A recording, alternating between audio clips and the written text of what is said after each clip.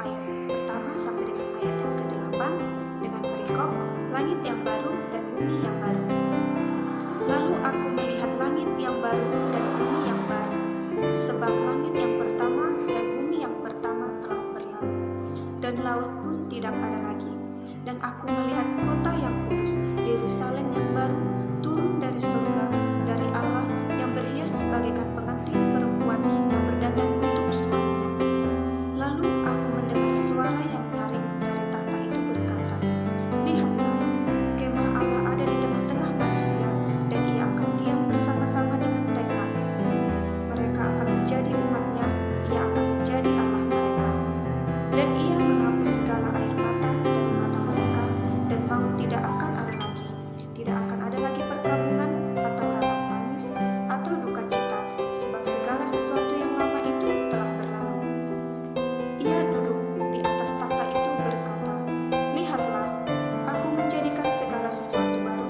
Dan firman-Nya, "Tuliskanlah, karena segala perkataan ini adalah tepat dan benar." Firman-Nya lagi kepadaku, "Semuanya telah terjadi. Aku adalah Alfa dan Omega, yang awal dan yang akhir. Orang yang haus akan kuberi minum dengan cuma-cuma dari mata air kehidupan. Barang siapa menang, ia akan memperoleh semuanya ini, dan aku akan menjadi Allahnya, dan ia akan menjadi anakku. Tetapi orang-orang penakut, orang-orang yang tidak percaya, orang-orang keji, orang-orang pembunuh, orang-orang sundal, tukang-tukang sihir, penyembah-penyembah berhala, dan semua pendusta, mereka akan mendapat bagian mereka di dalam lautan yang menyala-nyala oleh api dan belerang. Inilah kematian yang kedua." Beginilah bunyi firman Tuhan. Saudara-saudara yang terkasih di dalam nama Tuhan Yesus Kristus, sesuai dengan isi daripada firman Tuhan yang telah kita baca, yang telah kita dengarkan tadi, bahwasanya Tuhan telah menggenapi janjinya, yaitu Tuhan telah menjanjikan langit yang baru dan bumi yang baru. Tuhan menciptakan langit yang baru dan bumi yang baru dengan begitu indah, di mana di sana tidak sedikit pun kita menemukan penderitaan, di mana di sana tidak akan ada lagi yang namanya tangisan, di mana di sana tidak ada lagi yang namanya penderitaan, tetapi di sana kita hanya akan hidup bahagia, bersukacita bersama-sama dengan Tuhan Yesus Kristus. Nah, lalu orang-orang seperti apa yang dapat tinggal di langit yang baru dan di bumi yang baru? Orang-orang yang dapat tinggal di langit yang baru dan di bumi yang baru dapat kita lihat dalam Wahyu pasal 21 ayat yang ke-27. Beginilah bunyi firman Tuhan. "Tetapi tidak akan masuk ke dalamnya suatu yang najis, atau orang yang melakukan kekejian atau dusta, tetapi hanya mereka yang namanya tertulis di dalam kitab kehidupan Anak Domba itu." Firman Tuhan berkata bahwa hanya yang namanya tertulis di dalam kitab kehidupan Anak Domba itu. Untuk itu saudara-saudara sekalian, orang-orang yang terus memberontak melawan Tuhan, seperti iblis, malaikat-malaikat berdosa yang telah jatuh ke dalam dosa, dan orang-orang yang tidak mau bertobat, mereka semua akan dilemparkan oleh Tuhan kepada lautan api bersama-sama dengan manusia-manusia yang menolak kasih dan kebaikan Tuhan secara pribadi di dalam dirinya.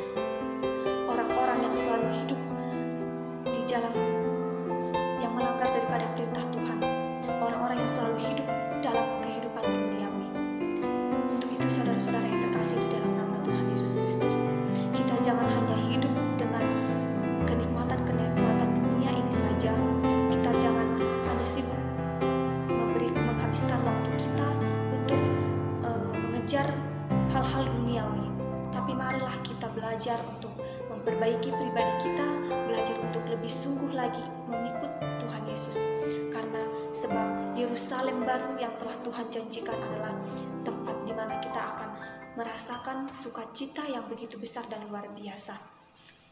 Tuhan telah menjanjikan yang sifatnya adalah kekal dan abadi.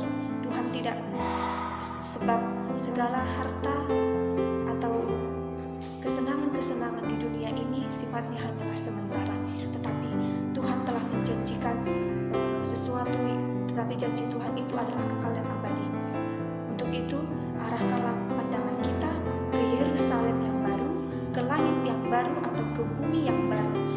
mana semua orang yang percaya kepada Tuhan akan tinggal bersama-sama dengan Tuhan untuk selama-lamanya dalam sukacita. Tidak akan ada kesedihan, tidak akan ada penderitaan, tidak akan ada tangisan, ratapan, tidak akan ada lagi di sana segala kejahatan-kejahatan, tapi kita hanya akan hidup berbahagia bersama dengan Tuhan Yesus. Mari kita rindukan ini di dalam hati kita, di dalam pribadi kita. Mari kita rindukan ini bersama-sama. Mari kita melupakan kehidupan dunia ini yang kita rasa melanggar daripada perintah Tuhan.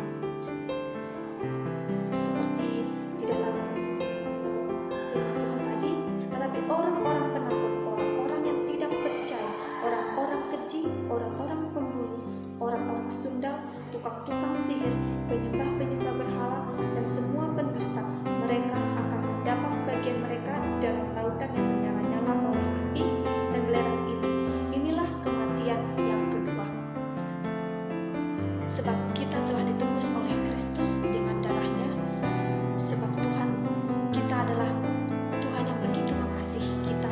Untuk itu, marilah kita mempersiapkan setiap pribadi kita, mempersiapkan diri kita, supaya pada saat ketika Tuhan datang menjemput setiap kita telah siap dan kita dapat tinggal bersama-sama dengan Tuhan Yesus Kristus di Yerusalem yang baru. Sebab kita percaya, kita meyakini bahwa semua kita adalah pribadi yang sangat merindukan Yerusalem baru. Tapi itu tidak cukup hanya dengan kerinduan dan keinginan kita saja, namun kita juga harus melakukan yang benar di hadapan Tuhan, supaya kita boleh tinggal bersama-sama dengan Tuhan di Yerusalem yang baru, supaya kita boleh menjadi umat-umat yang dipilih oleh Tuhan. Marilah kita perbaharui hati kita, mari kita perbaharui kehidupan kita, supaya kita boleh layak di hadapan Tuhan, supaya kita boleh tinggal di langit yang baru dan di bumi yang baru. Sebab di sana adalah tempat yang begitu indah, tempat yang begitu luar biasa, dan di sana kita akan bersama-sama dengan Tuhan Yesus. Kita akan begitu bersuka cita. Sekian daripada penyampaian firman Tuhan hari ini. Kiranya apa yang dapat saya sampaikan